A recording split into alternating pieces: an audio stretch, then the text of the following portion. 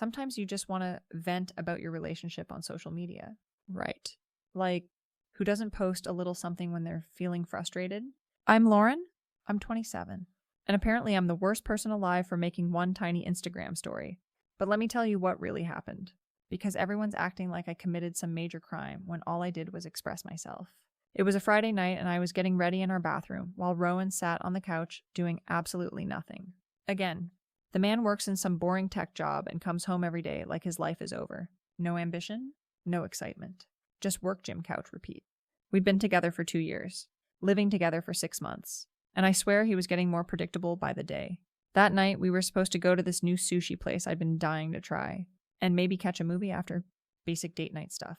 But at least it was something. I was in the bathroom doing my makeup, taking my time because I actually care about how I look when we go out. And I posted a quick story on Instagram. Stuck with boring boyfriend tonight. Someone save me? Look, it was just a joke between me and my friends. I have like 200 people on my close friends list, and they all know how I am. I'm dramatic. I'm funny. I say things for effect. It's called having a personality, but apparently Rowan saw it while I was still getting ready.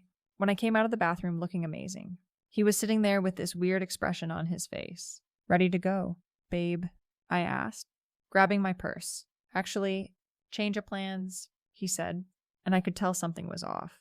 Then he showed me his phone. He'd commented on my story. Not anymore. I felt my stomach drop a little, but I tried to laugh it off.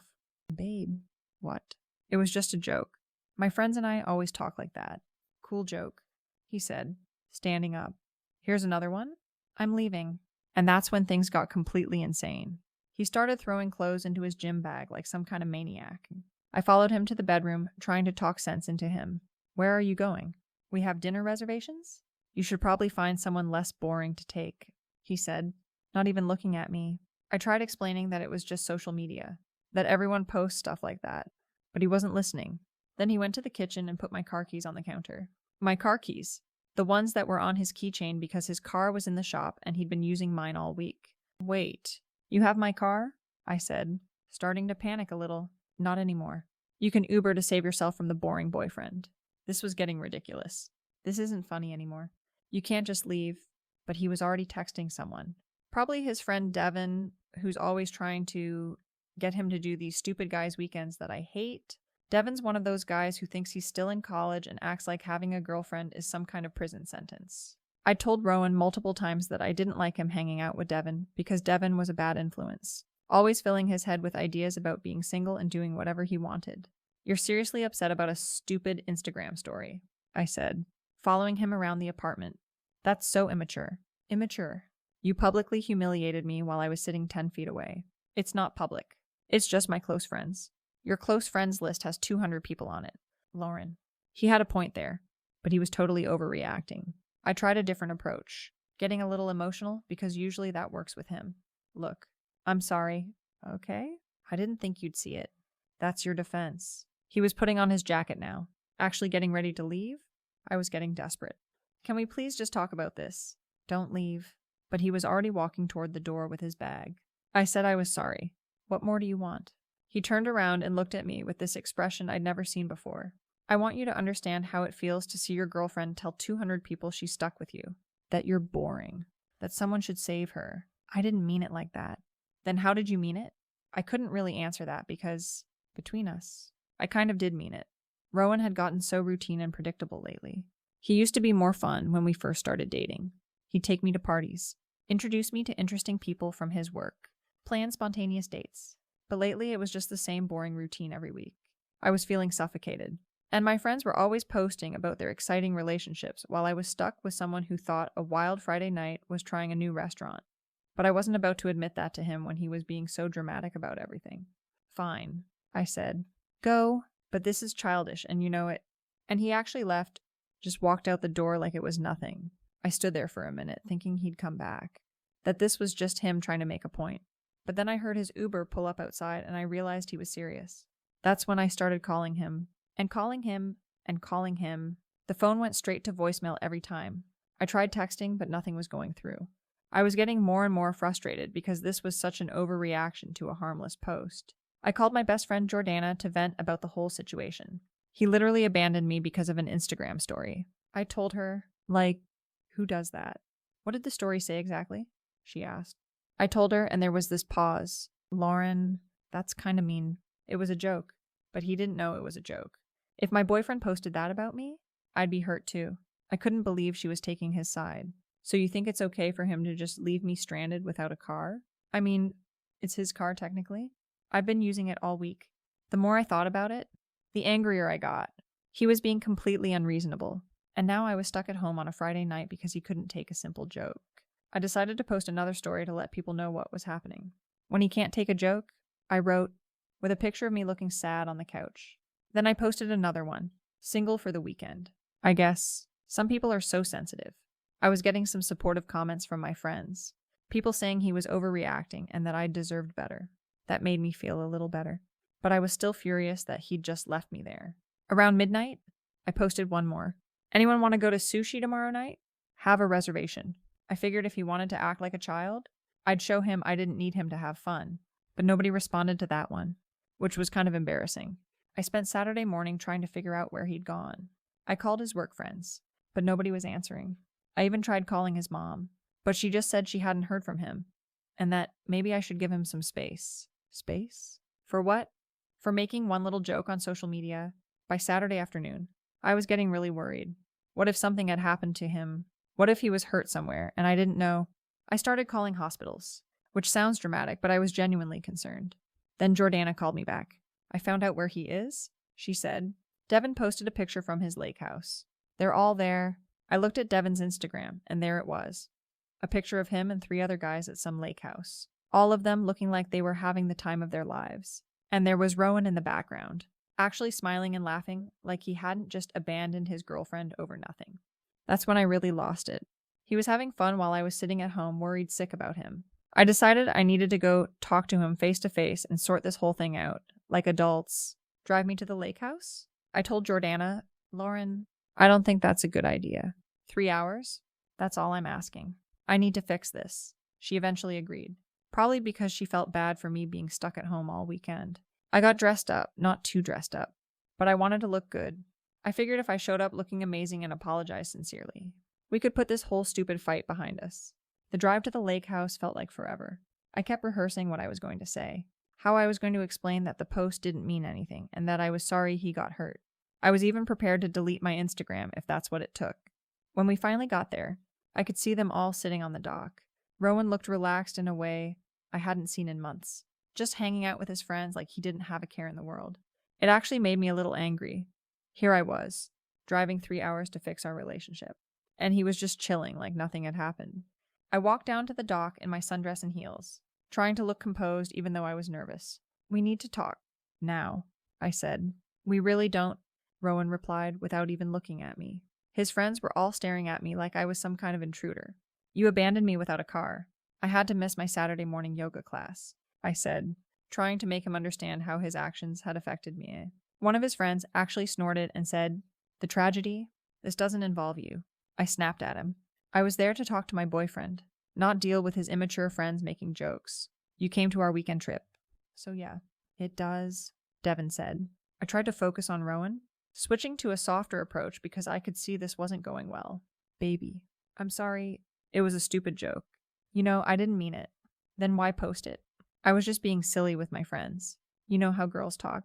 Do you know how it feels to see your girlfriend tell 200 people she's stuck with you? That you're boring. That someone should save her. When he put it like that, I could see why he was upset, but he was still overreacting. I didn't think you'd see it. His friend Tom actually laughed at that. That's your defense. I was getting frustrated with all of them ganging up on me. Can we please just talk privately? No. You wanted to make our relationship public content, so let's keep it public. That's when I started to get really angry. He was being completely unreasonable, and his friends were just sitting there enjoying the show. You're being ridiculous. Get your stuff. We're leaving. I'm good here. Thanks. I drove 3 hours. Nobody asked you to. I could feel myself getting emotional, but not the good kind of emotional that usually gets him to soften up. I was actually angry now.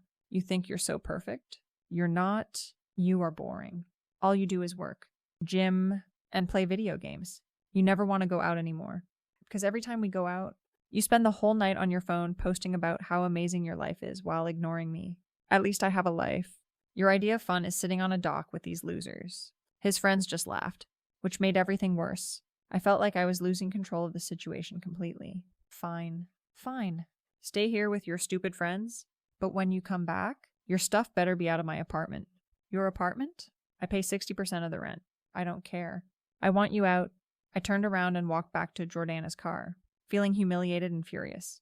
The whole drive home, I kept thinking about how embarrassing that had been. How his friends had treated me like some kind of crazy person when all I'd done was try to save our relationship. That night, I posted about the whole experience. Tried to be the bigger person. Some people choose immaturity. Then, when you drive 3 hours to save a relationship and he chooses his boys. And finally, officially single. His loss. I was getting a lot of supportive comments from my friends. People saying I deserve better, and that he was clearly not ready for a real relationship. That made me feel a little better. But I was still hurt by how the whole thing had gone down. Sunday morning, I woke up to a text from our landlord saying Rowan's girlfriend was trying to change the locks. I called him immediately to explain that we'd broken up and that I wanted Rowan off the lease. Well, she can't change the locks without both tenants' permission, he said, and if she wants you off the lease, she needs to qualify for the apartment solo. Her income alone doesn't meet the requirement. That's when I realized I'd made a huge mistake. I couldn't afford the apartment by myself. And I just told Rowan to move out. I tried calling him to explain that I hadn't meant it, that we could work things out, but his phone was still going straight to voicemail. I had Jordana text him for me, explaining that I needed him to keep paying his share of the rent until we figured things out. But he just responded through her saying that since I demanded he move out, he was simply complying with my wishes. Then I saw his Instagram post, a group photo from Sunday at the lake house, with all his friends and some girls who'd apparently joined them. There was this one girl, Celia, who was in like half the pictures, and they looked really comfortable together. My stomach dropped when I saw it. I created a new Instagram account just to message him directly. Are you serious right now? Who is that girl? You've been gone 2 days and you're already with someone else. This is why you left, isn't it? You were cheating. But he never responded. Instead, I started getting messages from mutual friends asking what had really happened, because apparently the story wasn't adding up. Some people were starting to question my version of events, asking why he'd left in the first place and what I'd actually posted about him. I tried to control the narrative by posting more about the situation, about how he'd abandoned me and was now trying to make me homeless. But the more I posted, the more questions people had. Someone even found my original story before I'd deleted it and screenshot it. That's when things really started falling apart. People were seeing the stuck with boring boyfriend post and realizing that maybe there was more to the story than I'd been telling them. The comments on my posts started changing from supportive to questioning. Wait, what did you post about him exactly? Why did he leave if it was just a joke? This seems like there's more to the story. I tried to delete the negative comments, but they kept coming. People were starting to see through my version of events, and I was losing control of the narrative completely. The worst part was when I had to find a roommate fast because I couldn't afford the apartment alone. My Instagram friend Brittany said she was looking for a place, so I thought it would be perfect. But she lasted exactly 4 days before texting me that she was moving out. How did you live with her? She apparently asked Rowan. She's insane. She does nothing but take selfies and complain. She used my skincare without asking and got mad when I said something. Between us, Brittany was a total bitch anyway. She had no sense of boundaries and was always leaving her stuff everywhere. But losing her as a roommate meant I was back to square one with the rent situation. Meanwhile, Rowan seemed to be doing just fine. I heard through mutual friends that he'd gotten his own place, joined some volleyball team, and was actually happy. People kept telling me how good he looked, how much more relaxed he seemed. And that girl Celia from the lake house? Apparently they were hanging out regularly now. Not dating, according to the people who told me, but spending time together, which was basically the same thing. 3 months after everything went down, I was still dealing with the aftermath. I'd had to move back in with my parents because I couldn't find another roommate who could deal with my schedule and lifestyle. My social media following had actually decreased because people were tired of the drama. And everywhere I went, people seemed to know the story. The real story. Not the version I'd been telling. The thing is, I still don't think I did anything that wrong. Yeah, maybe the Instagram post wasn't the nicest thing. But couples joke about each other all the time. He could have just talked to me about it instead of making this huge dramatic scene and abandoning me. And sure, maybe I got a little carried away trying to get him back. But that's what people do when they're fighting for their relationship. I was willing to drive 3 hours to fix things, and he couldn't even have a private conversation with me. The whole thing just proved that he wasn't ready for a real relationship anyway. if he couldn't handle one little comment on social media? How is he going to handle actual problems? I dodged a bullet. Really, but I'll admit, seeing him move on so easily while I'm still dealing with the fallout has been harder than I expected. Not because I miss him exactly, but because it feels unfair that he gets to be the good guy in this story, when all I did was express myself on my own social media account. Looking back, maybe I should have handled some things differently, but the way he reacted, the way he just threw away 2 years over one post, that's on him. I'm not taking responsibility for his inability to communicate like an adult.